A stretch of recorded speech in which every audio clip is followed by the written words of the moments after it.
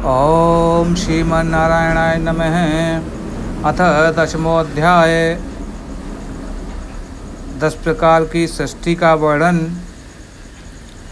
विदुर जी ने कहा, मुनिवर, भगवान नारायण के अंतर्ध्यान हो जाने पर संपूर्ण लोकों के पितामह ब्रह्मा जी ने अपने देह और मन से कितने प्रकार की सृष्टि उत्पन्न की। भगवान, इसके सिवा मैंने आपसे और जो बातें पूछी हैं उन सब का क्रमशः वर्णन कीजिए और मेरे सब संयसों को दूर कीजिए, क्योंकि आप सभी बाहुज्ञों में श्रेष्ठ हैं। सूत जी कहते हैं, शौनक जी, विदुर जी के इस प्रकार पूछने पर मुनिवर मैत्रेय जी बड़े प्रसन्न हुए और अपने हृदय में स्थित उन प्रश्नों का इस प्रकार उत्तर देने लगे। मैत्रेय जी बोले, अजन्मा भगवान श्री हरि ने जैसा कहा था, ब्रह्मा जी ने उसी प्रकार चित्त को अपने आत्मा श्री नारायण में लगाकर 100 दिव्य वर्षों तक तप किया। ब्रह्मा जी ने देखा, प्रलयकालीन प्रबल वायु के झकोरों से जिससे वे उत्पन्न हुए हैं तथा जिस पर वे बैठे हुए हैं वह सब कमल तथा जल काँप रहे हैं। प्रबल तपस्या एवं हृदय में स्थित आत्मज्ञान से उनका विज्ञान बल बढ़ गया और उन्होंने जल के साथ वायु को भी पी लिया। फिर जिस पर स्वयं बैठे हुए थे उस आकाशव्यापी कमल को देखकर उन्होंने विचार किया कि पूर्व कल्प में लीन हुए लोकों को मैं इसी से रचूंगा। तब भगवान के द्वारा सृष्टि कार्य में नियुक्त ब्रह्मा जी ने उस कमल कोश में प्रवेश किया और उस एक के ही भू भुव स्वः ये 3 भाग किए। यद्यपि वह कमल इतना बड़ा था कि उसके 14 भुवन या इससे भी अधिक लोक के रूप में विभाग किया जा सकते थे। जीवों के भोग स्थान के रूप में इन तीनों लोकों का शास्त्र में वर्णन हुआ है। जो निष्काम काम करने वाले हैं उन्हें मह, तप, जनः और सत्यलोक रूप ब्रह्मलोक की प्राप्ति होती है। विदुर जी कहते हैं, ब्राह्मण, आपने अद्भुत कर्मा विश्व रूप श्री हरि की जिस काल नामक शक्ति की बात कही थी, प्रभो उसका कृपया विस्तार पूर्वक वर्णन कीजिए। श्रीमन्नारायण, मैत्रेय जी ने कहा, विषयों का रूपांतर ही काल का आकार है। स्वयं तो वह निर्विशेष, अनादि और अनंत हैं। उसी को निमित्त बनाकर भगवान खेल खेल में अपने आप को ही सृष्टि के रूप में प्रकट कर देते हैं। पहले यह सारा विश्व भगवान की माया से लीन होकर ब्रह्म रूप से स्थित था।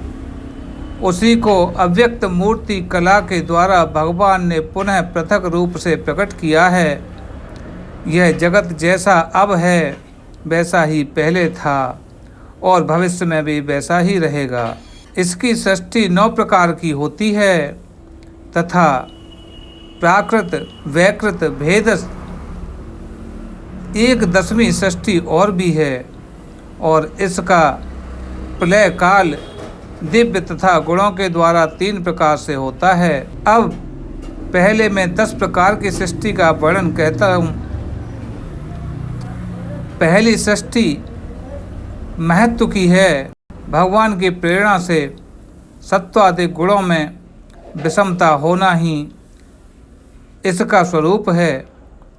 दूसरी सृष्टि अहंकार की है, जिसे पृथ्वी आदि पंचभूत एवं ज्ञानेंद्रिय और कर्मेंद्रियों की उत्पत्ति होती है।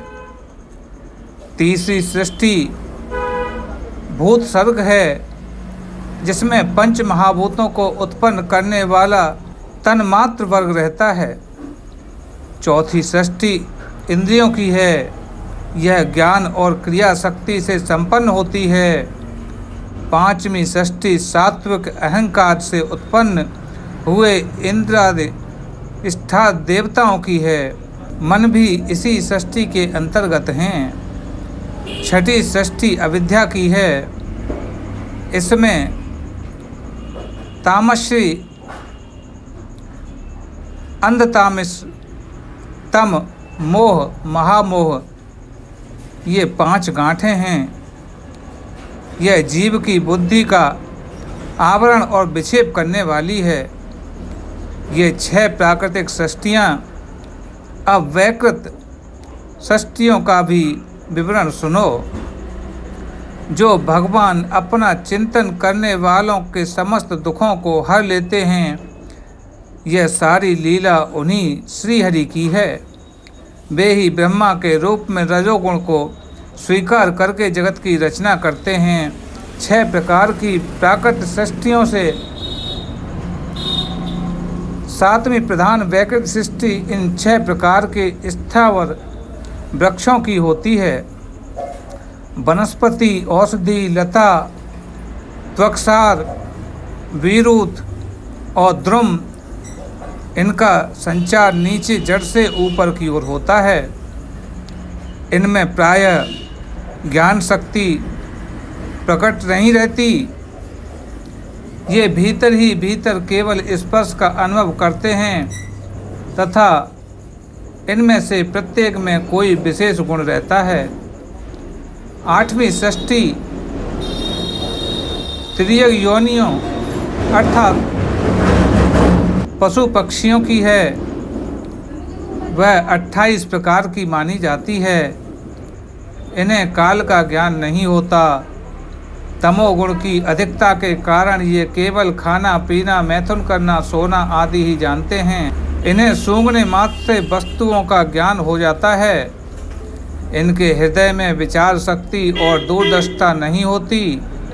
साधु श्रेष्ठ, इन त्रियकों में गौ, बकरा, भैंसा, कृष, मृग, सूअर, नीलगाय, रुरु नाम का मृग, भेड़, ऊंट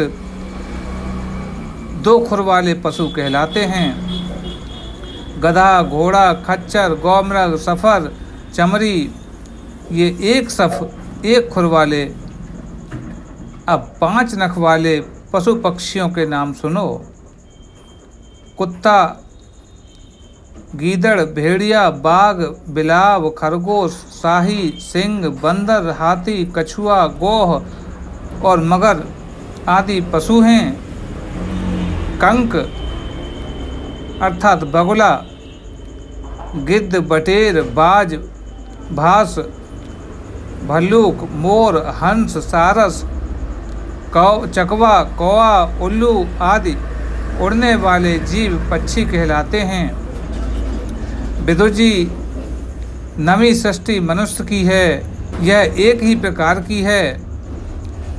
इसके आहार प्रवाह ऊपर मुंह से नीचे की ओर होता है।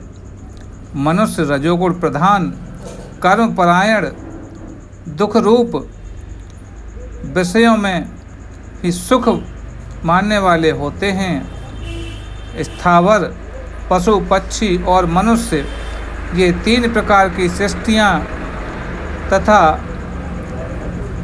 आगे कहा जाने वाला देव सर्ग वैकृत सृष्टि है तथा जो महत्वाधिक रूप वैकारिक देव सर्ग है, उसकी गणना पहले प्राकृतिक सृष्टि में की जा चुकी है।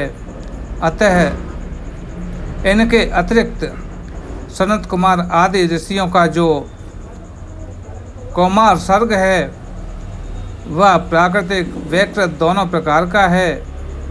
देवता, पितर, असुर, गंधर्व, अप्सरा, यक्ष, राक्षस, सिद्ध, चारण, विद्याधर, भूत, प्रेत, पिशाच और किन्नर, किम पुरुष, अश्वमुख आदि भेद से देव सृष्टि 8 प्रकार की है। विदुर जी, इस प्रकार जगतकर्ता श्री ब्रह्मा जी की रची हुई यह 10 प्रकार की सृष्टि मैंने तुम्हें कही। अब आगे मैं वंश और मनवंतर आदि का वर्णन करूंगा। इस प्रकार सृष्टि करने वाले सत्य संकल्प भगवान श्री हरि ही ब्रह्मा के रूप में प्रत्येक कल्प में आदि में रजोगुण से व्याप्त होकर स्वयं ही जगत के रूप में अपनी रचना करते हैं। इति श्रीमद्भगवत महापुराणे परमहंसस्य संहिता तृतीय स्कंधे 10मो अध्याय तत्सतः। ओम नमो भगवते वासुदेवाय नमः।